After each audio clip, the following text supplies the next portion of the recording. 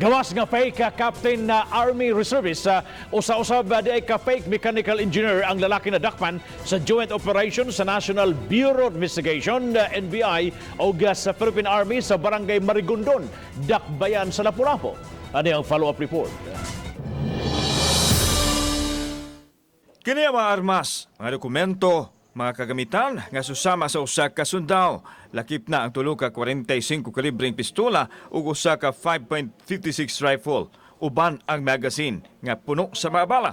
Nasakmit kini sa iniusang operasyon sa NBI ug sa Philippine Army. Gikan kang Jefferson Higoy ni atong Biyernes atol sa pagpatuman sa search warrant sa korte.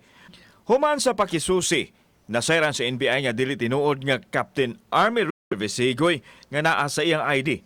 Giklaro usab sa Philippine Army nga dili gikan kanila ang mga armas ug ang mga bala.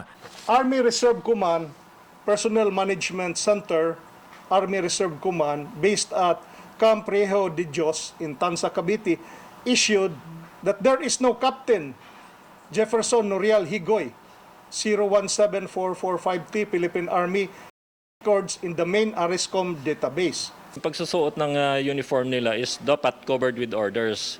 Gawa sa piki nga reservist ID, nasuta usab sa NBI gikan sa PRC nga fake ang PRC Mechanical Engineering ID ni Higoy. Busa nakig-alayo na karon ang NBI sa mga posibleng kumpanya o tao nga nakatransaksyon sa dinakpan aron makalikay sa posibleng nga gihimo nini.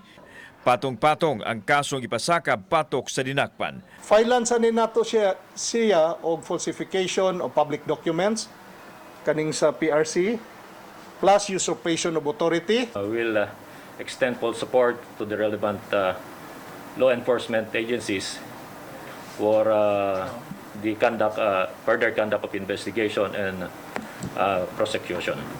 Anaa karon sa detention cell sa NBI ang dinakpan apan nagdumili kini sa pagluwat og pamahayag. Kauban si Cleofer Lumayag, ako si Alan Domingo. Balitang Bisdak.